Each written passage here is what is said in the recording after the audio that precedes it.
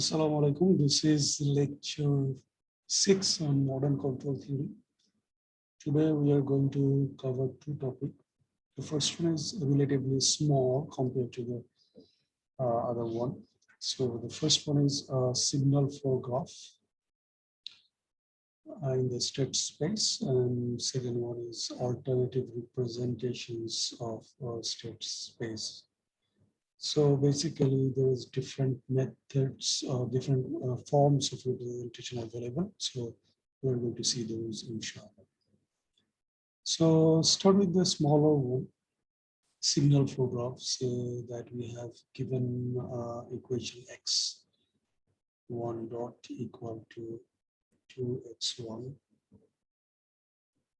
minus 5x2 plus 3x3 plus twice r, x2 dot equal to minus 6x1 minus 2x2 plus 2x3 plus 5r, x3 dot equal to x1 minus 3x squared minus 4x cubed plus 7r. So this is state equation. The output equation y equal to minus 4x1 plus 6x2 plus 9x3. So state equation and the output equation is provided, and we have to find out the signal flow graph corresponding to this one. Okay. So definitely one thing we can see is that we have three states. So three integrator will be required.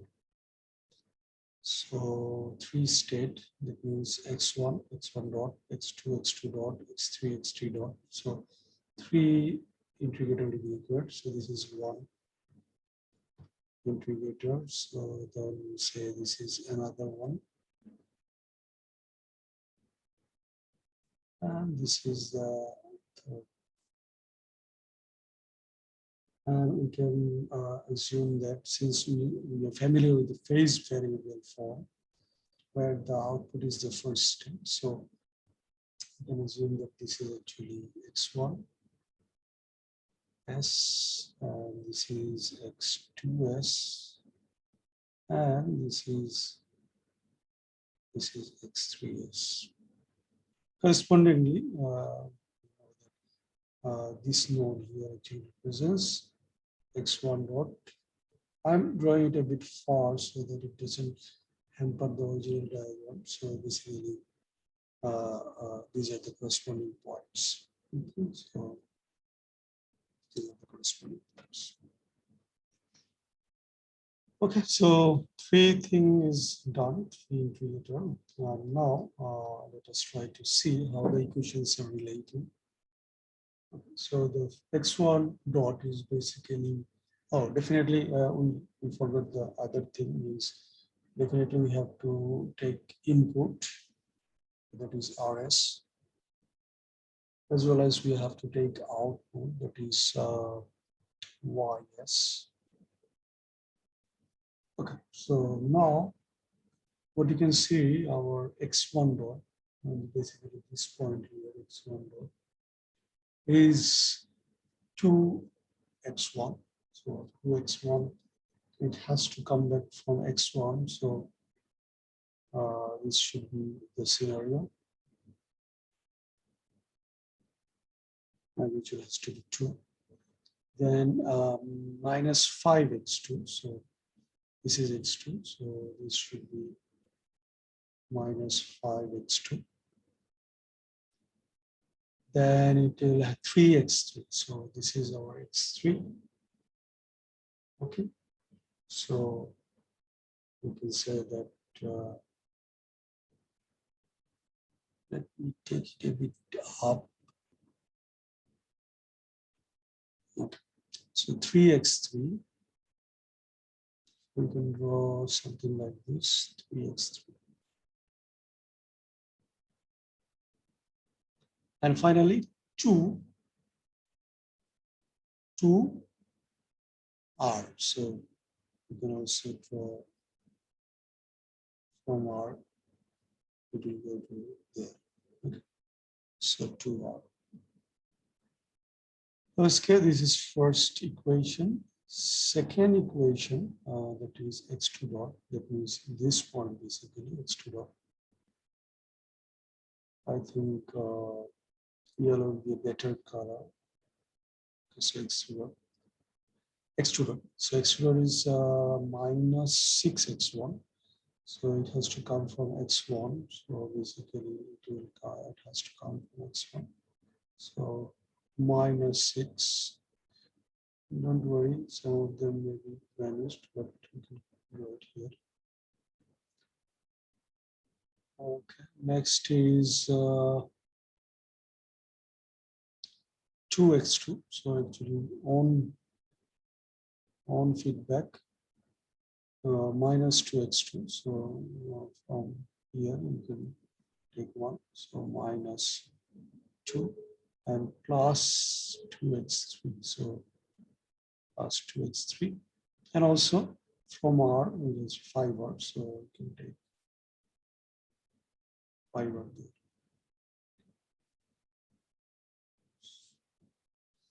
Now, next one is x3 dot. So this one is x3 dot. X3 dot is x1.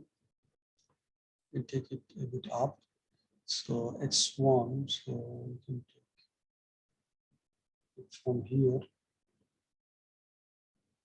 1x1. So we can keep the magnitude 1. Then 3x2 minus 3x2 basically. So we can take it from here. Minus 3x2. Then you have minus 4x3. So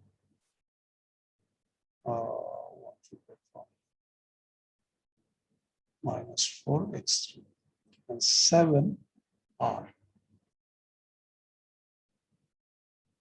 Okay, so 7R can directly go there.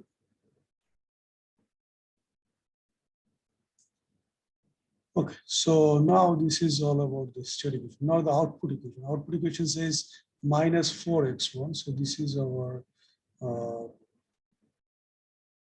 x1. So it goes directly with minus 4. Then you have 6x2. So this is our x2. So 6x2. 6x2. And then you have 9x3. So basically this is our x3. So 9x3. Okay. 9x3. So this is how if a state equation and the output equation are given, we can draw the corresponding signal for the graph. So the topic is relatively simpler. It actually helps us to find out the alternative forms using the signal flow graph. So that is why it is important to go about this one. So so let's go to the next topic, that is alternative representations. So in chapter 3, basically we have just seen one form, and that was phase variable form. Phase variable form. And what was the basic idea? The output we have taken as our first state. That's one.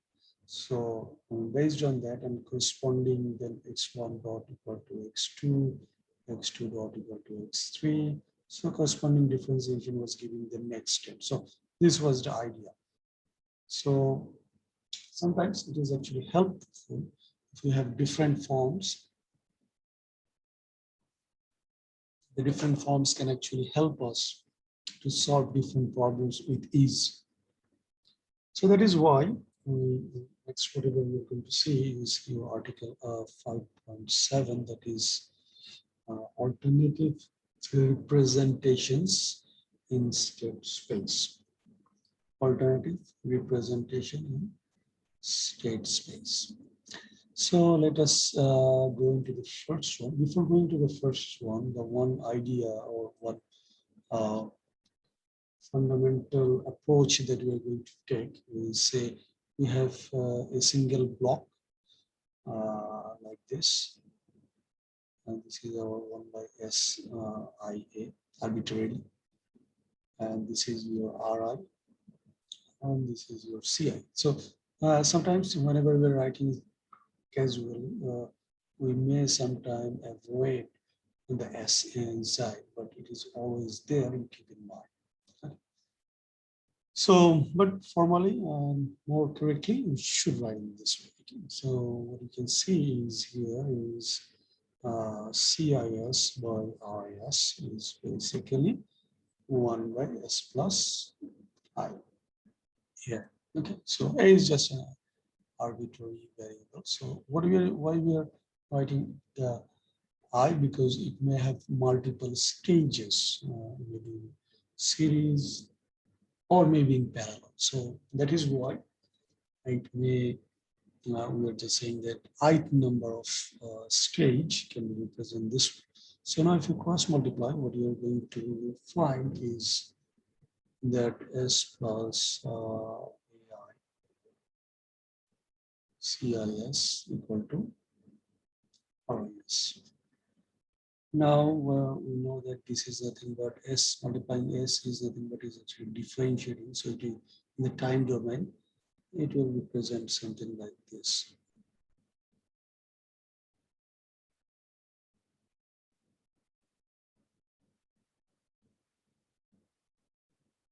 Okay. So if you slightly rearrange, then we can actually find dCit by dt eventually, which is nothing but your CIT dot, okay, equal to minus AICIT plus RIT.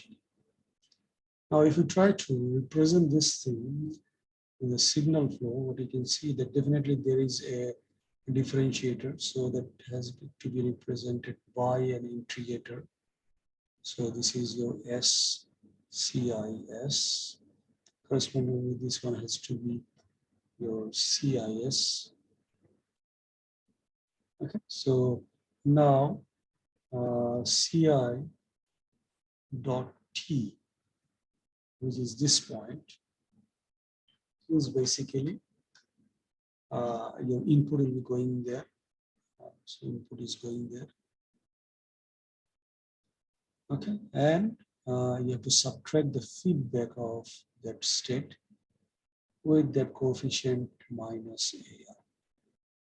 Okay, so this is the representation in the signal folder, but don't forget that 1 by S is there, the integrator. So say we have something like this, any one of the stage with input and the output with say 1 by S plus 9. So how can we represent? So this is your RS and this is your CS, or maybe not RS, say X1S, X2S, corresponding. So how can we represent that? So basically, if you take RS, then you can easily represent this one. Definitely you have to have that integrator, that is 1 by S.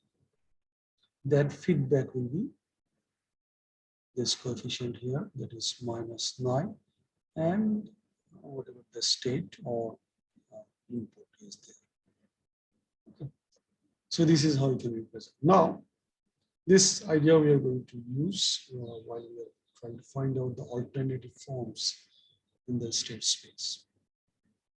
So the first form that we're going to discuss is today, even though it is the second one, is cascade form.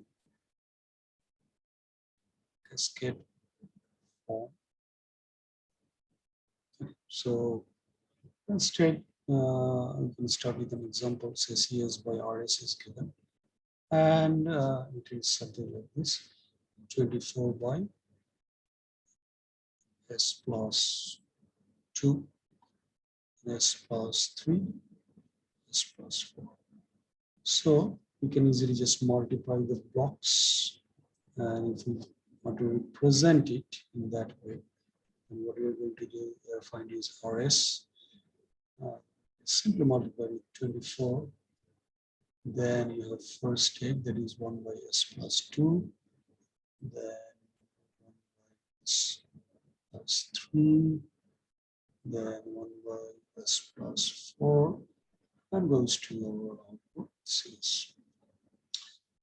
Okay, so now we can easily say that if we still keep that phase variable parameters, then we can easily see that this is our x1s, and one integration will give it x2s, another integration will give you x3s. Third one we don't want to write because third one is simply s x3s, or in the time domain x3 dot. Okay, so that is what we don't write, only the corresponding 3 variables, but the last one is basically the differentiation of the last variable. So now we already know how to represent these blocks, these blocks individually. So we can easily write, draw the corresponding signal forward.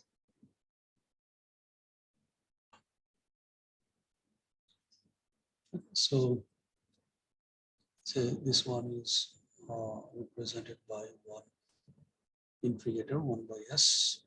Then the variable that is coming, that is -4, and it is coming from the previous state, the next step. Okay, so this is how the first block is represented. We know that the next state is nothing but actually x2s. Okay, so x2s, the first state is x1s, and x1s actually directly goes to your output.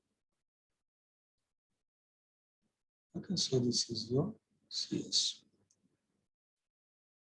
Now x2, how can we represent that? Again, we need another integrator, 1 by s. And the coefficient here is 3. So basically -3 feedback will be there. And this one will be coming from the next step, that is your x3s. So x3 is also similarly, because we know how to represent those blocks. So -2, and finally it will come from the R, but R is actually instead of giving gain 1, since the gain is 24, you can write directly. So this is your S x3s. Or in the time domain, how can we write is basically this is nothing but your x1 dot, this is your x2 dot, and this is your x3 dot, because we have to write the equation that way. So once we have our representation, we can simply write the equation as first one is x1 dot equal to 2 minus 4x1 plus x2. So minus 4x1 plus x2. There is no x3. And second one is x2 dot equal to minus 3x2 plus x3. Okay, finally x3 dot equal to minus 2 x3 plus 24r. So this is our state equation. Output is already simple. So output y equal to basically ct is equal to your x1. Okay, now if we want to represent in the state space form, then what we have is x1, x dot equal to the matrix form -4, 1, 0, 0, -3, 1, 0, 0, -2. This is your x. These are vectors. And plus, then we have 0, 0, 24. Okay, R. and output is basically 100. That's linear combination of the states are basically the outputs. Okay, so what is our observation out of this one? What is the advantage that we can see out of this one is basically you can see from the equations that -2, -3, -4, these are actually system poles. So what you can see here is that the system poles are actually presented diagonally. So we can easily identify the system poles. And previously we just had the system phase variable form. The coefficients of the characteristic equation was appearing in the last line, but we don't have any idea about the poles of the system. To find out the poles of the system, we had to find out the eigenvalues of the system matrix. Okay. But in this particular method or in this particular presentation, that is cascade form, what we can see is that the poles appear diagonally. So this is the observation. Okay, next method that we are going to see is parallel form. That's next representation, parallel form.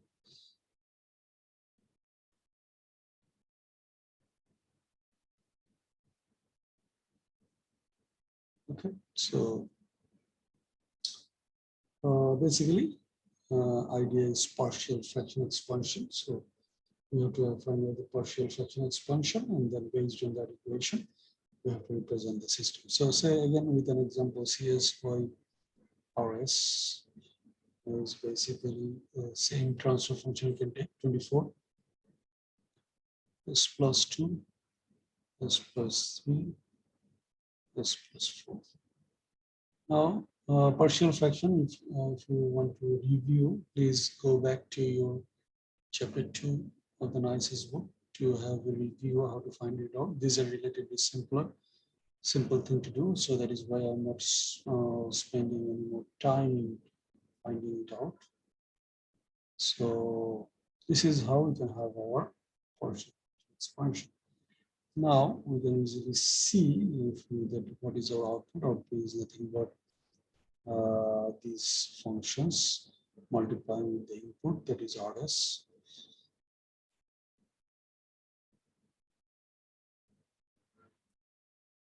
Okay, so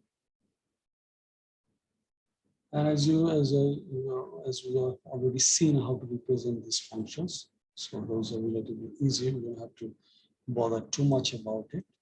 One thing that we have to keep in mind is that three different derivatives are there. Derivatives are there. So basically, three integrators we have to take, and all three are actually linked with the input, and then as a summation we can find out the output. So I represent the first one. So first one is, how can we represent this one? This is your 1 by S. Feedback is -2 as before, and coming from basically the input. So all three will be coming from input. So that is why we are taking the input somewhere in the middle. It will be easier for us to deal.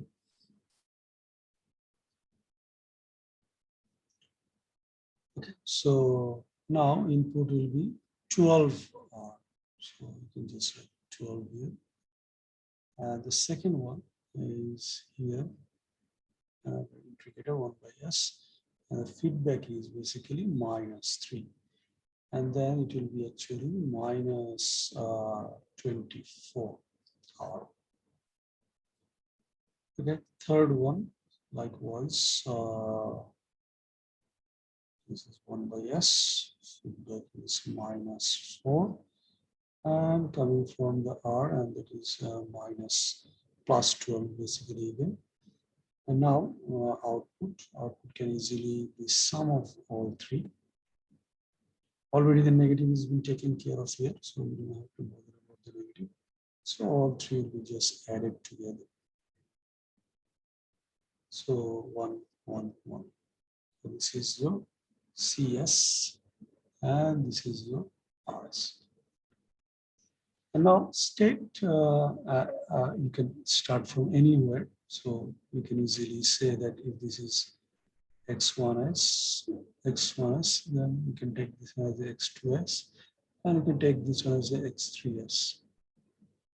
And likewise, this point will be in the time domain, of course, x1 dot, this will be x2 dot, and this will be x3 dot. So if you want to write the equation, then x1 dot will be 2x1 minus 2x1, then plus, actually it will be better if we write it a bit distant space, 12r, and x2 dot equal to minus 3x2 minus 24r, and x3 dot equal to minus 4x3 plus 12r. Output this term y equal to simply x1 plus x2 plus x3. Okay, so the summation of all of them together is giving us the output. Now, representing in the state space, x1, x dot is basically minus 2, 0, 0, 0, minus 3, 0, 0, 0, minus 4, x plus 12 minus 24, 12r, and y equal to 1, 1, 1. So what are the observation of this particular form? As you can see, only the values that are available in this matrix is diagonal. No other value is available. So this type of matrix is known as diagonal matrix.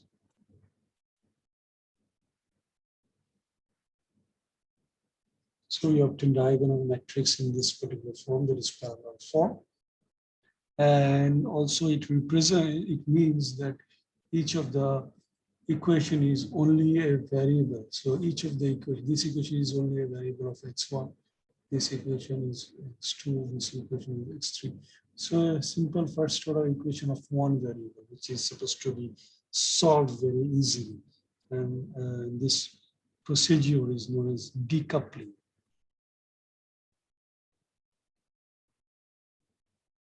So the variables are actually decoupled. So one variable is not anyhow linked to the other one.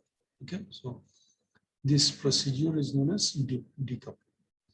So now system is a lot easier to deal with, as well as you can easily find out the poles of this one. So one of the interesting case of the parallel form is repeated roots. So let us look at one example.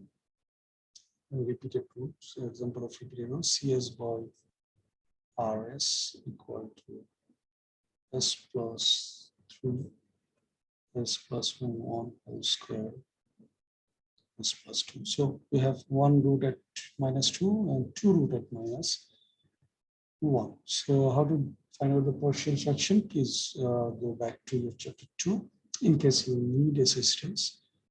But those are simple. So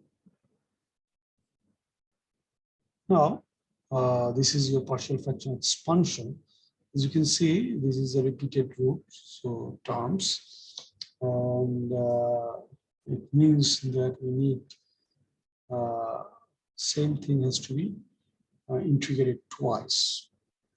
Okay, so Let us now represent this one. This third one is very easy to represent. We don't have to bother much about it. So third one is very simple. So only one integrator. Okay, so one integrator and then feedback is -2. This is 1 by s. Now the first two parameters, they are coupled at the same time. Okay, so we have to go through two blocks, similar two blocks. So say this is one block. Okay, so feedback is -1. This is your integrator, that is 1 by s. So similar one is there. 1 by s, feedback is -1. So since it is a bit tricky, why we're calling it a bit tricky is because of the fact how it is going to the input and the output. So second one is relatively easy. It directly goes there with a gain of 1. So you don't have to worry about it. This is your RS and this is your CS. And also it goes to the output directly, so it doesn't make much difficulty at all. So one. Now, second one, as you can see, this one is integrated twice, this one is integrated once. Okay, and also as you can see that we have to take feedback from this one will be added, as well as this one will be added. Now with two integration, you can see there is a coefficient of 2. So basically, two integration, you take both of them together. So two integration has a multiplication of 2. So it's done. And now it's also positive, so you don't have to worry about it. So you can simply just add it here with a gain 1. So this one is taken care of. Now for this one, only one integration, also negative sign, and also an additional 2 is already multiplied. So all these things actually you have to take care of, you have to deal with, resolve. So basically what you can do here is we can take it from here, but we know that the magnitude has to be negative, as well as 2 is already multiplied, so that has to be divided. So just take it here with a gain of -half. So now the block diagram representation, the signal for representation is complete. So what is our x1 dot? This is our x1 dot in the time domain. This is your x2 dot. And say this is your x3 dot. So x1 dot will be equal to -x1 plus x2. Simple. Then x2 dot is minus x2 minus x2 plus your r twice. And your x3 dot is simple, innocent, not creating any trouble. So basically minus 2x3 plus r. And what about output? Y or C? Output equal to basically x1 minus half x2 plus x3. So representation is simple. That's dot equal to -1, 1, 0, 0, -1, 0, 0, 0, -2. Then you have 0, 2, 1.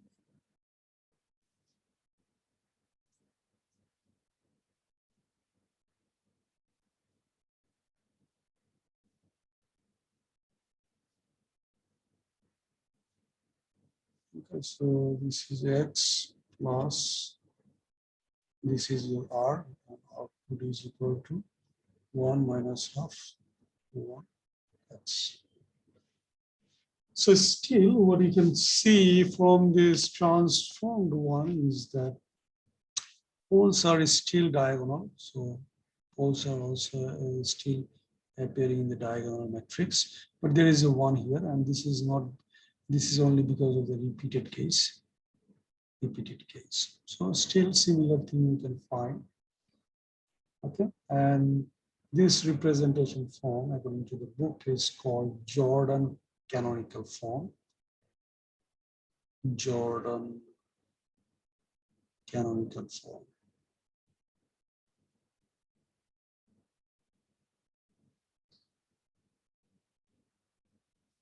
Okay, so I think it is related to the inventor's name. Okay, so this is your second method today. Now, the third one is called controller canonical form.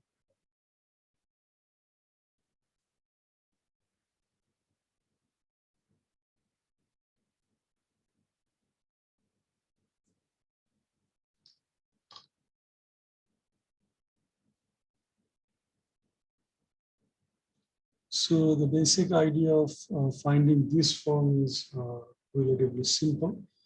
What it says is that you just have to reverse the order of the phase variable form. So in the phase variable form, if you have x1, x2, x3 in this order, now we have to write it in the reverse order, x3, x2, x1.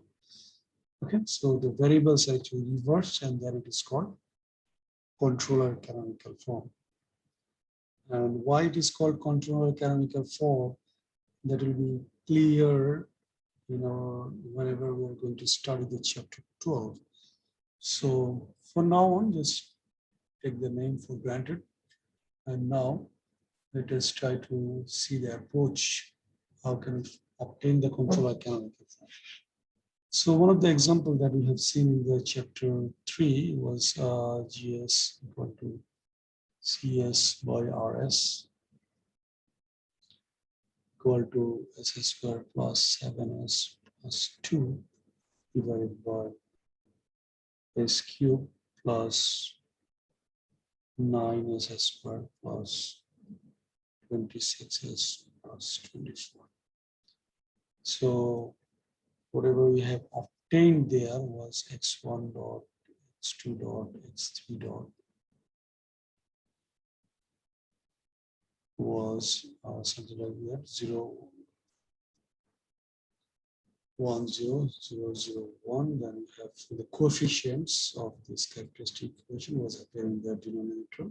So minus 24, minus 26, minus 9, x1, x2, x3, plus 0, 0, 1.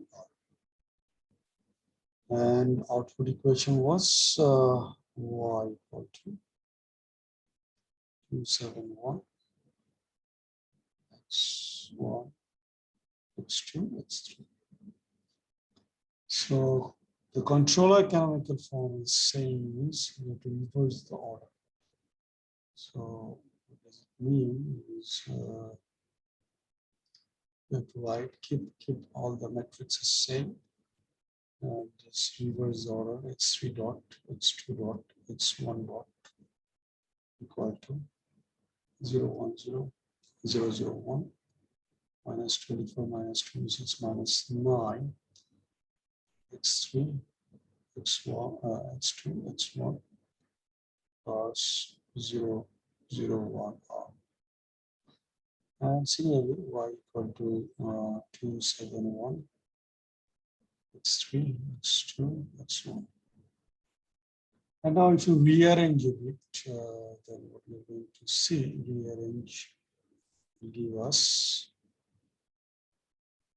something like this. x1 dot, x2 dot, x3 dot equal to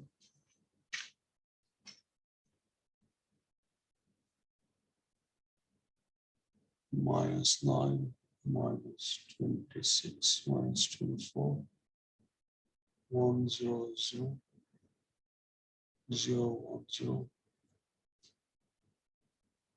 x1 x2 x3 plus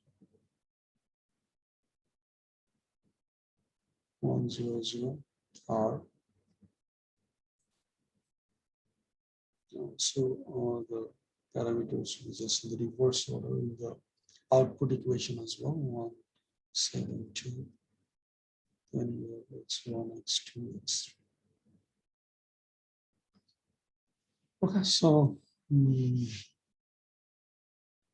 more or less just whatever we had previously in the phase variable form, the equation, the coefficient of the characteristic equation was appearing in the last line. Now they are appearing in the first one. So any matrix that is actually having the coefficients of the characteristic polynomial appearing either in the down or up or left or right, those metrics are called companion metrics. Companion metrics of your characteristic polynomial.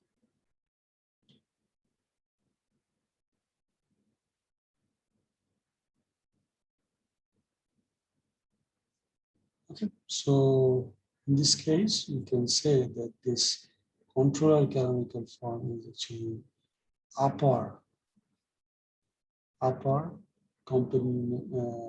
companion matrix, and where your phase variable was lower companion matrix.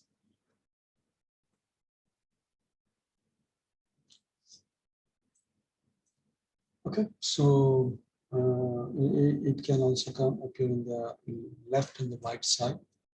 That is actually we're going to see in the next form. The next form is called observer canonical form.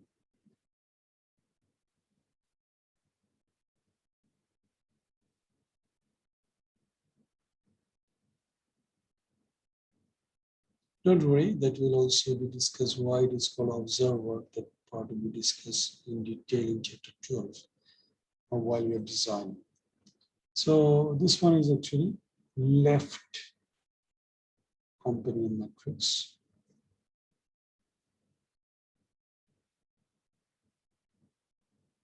It will produce left companion matrix. Okay. So what is the approach?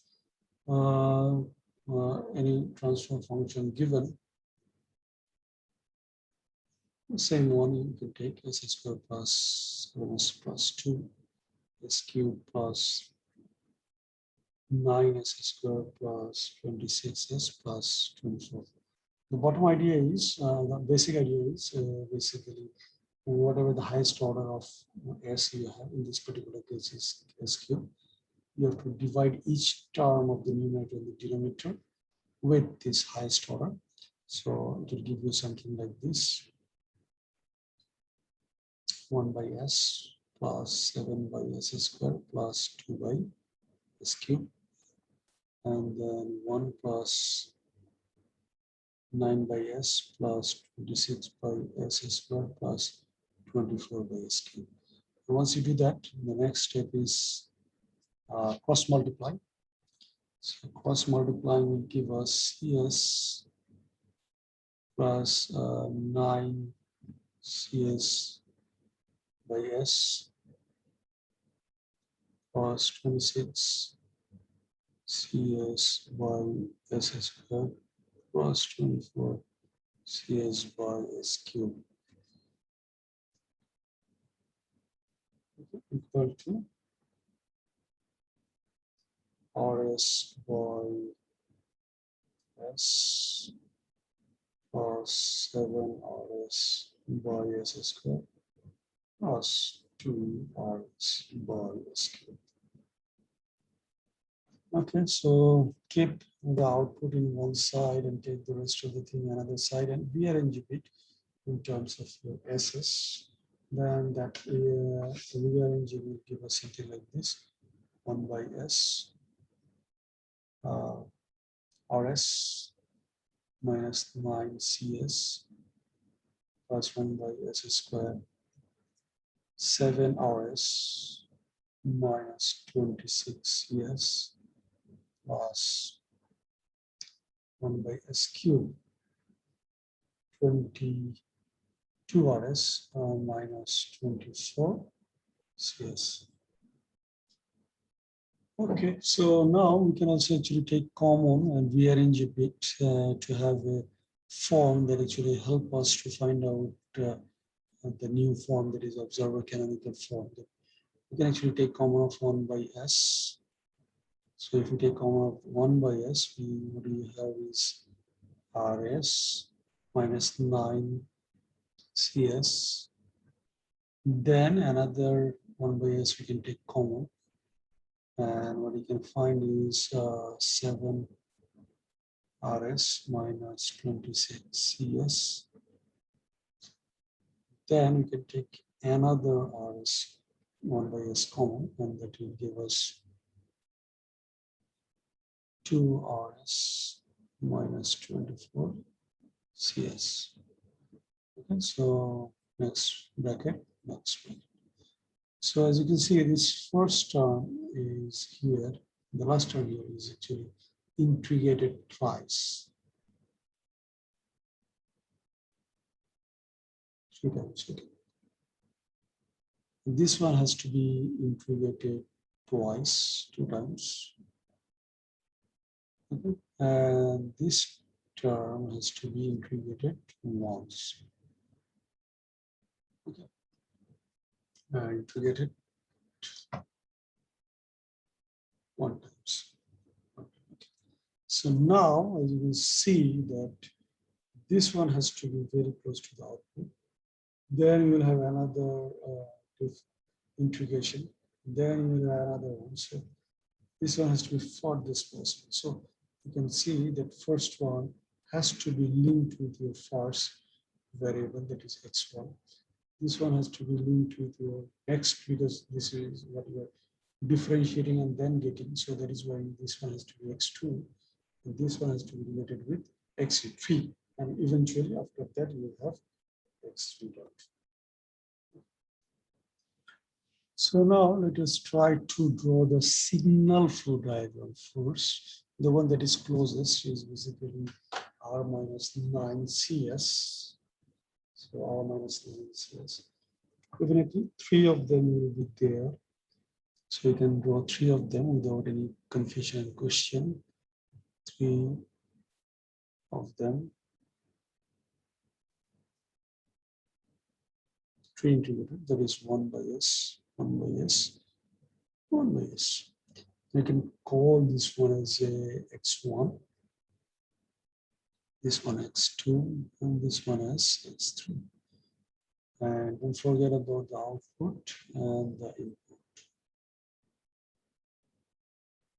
Okay, so since output is directly going to the input, we can also see that actually CS is similar to X1S. Okay, so wherever you have CS here, actually you can represent that by X1S as well. Here as well X1S, here as well X1S. Okay, so this is for simplicity of drawing the signal flow graph so that it doesn't create much trouble for us. So the one that will be integrated first, that is this node here, and that will be actually 9C1. So 9C1 will be the feedback, 9X1, sorry, 9X1. And then R1 will be also going there with the gain of 1. So R1 will be going. Okay, so then it is simply added with the gain 1. Actually, you can take the same node, but it's for simplicity, we just take 1. Okay, so the next one, that is x2 dot, actually 7R1. Okay, so here 7R1, and 26x1. So 26x1 minus 26. Be careful about the sign. And the next one that will be actually 2r. So you can just take 2r and 9x1. So 9x1.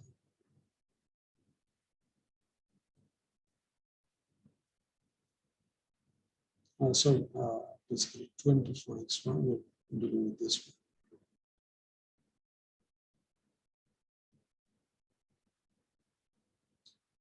Okay, so this is your RS, and eventually this is your CS.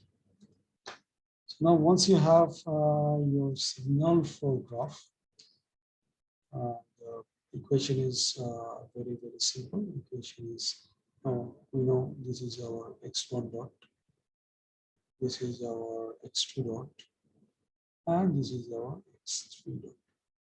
So simply write the equation x1 dot equal to minus 9x1 plus x2. Don't forget about the r plus r. x2 dot equal to minus 26x1 minus 26x1. Then you have plus x3 as well, plus x3 plus 7 r, and your x3 dot equal to minus 24x1.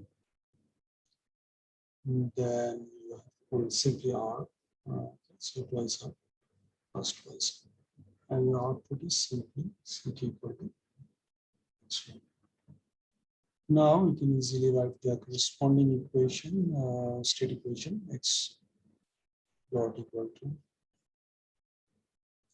minus 9, 1, 0, minus 26, 0, 1, minus 24, 0, 0, x plus 1, 7, 2, r, and your output is 1, 0, 0,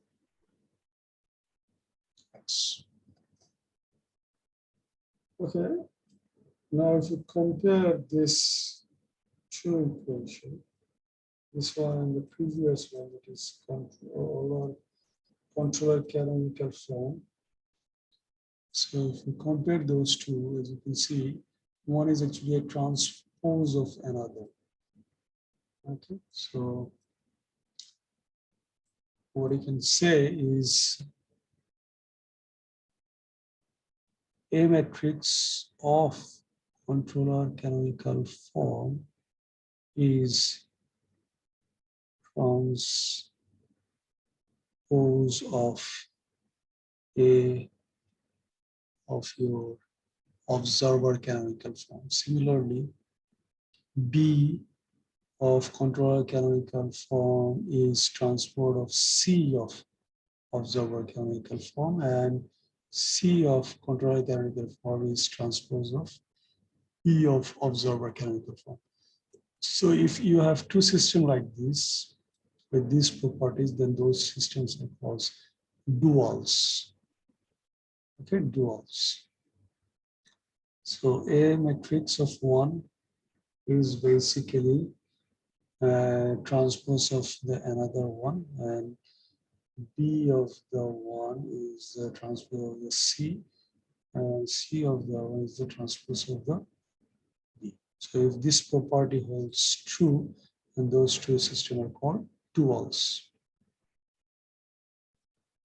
Okay, so this is your third, this is your fourth the representation today.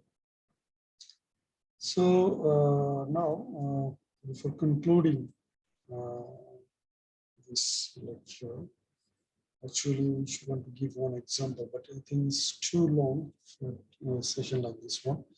So we can actually start the example the next class with the example 5.8 plus summary of the representation. Summary of alternative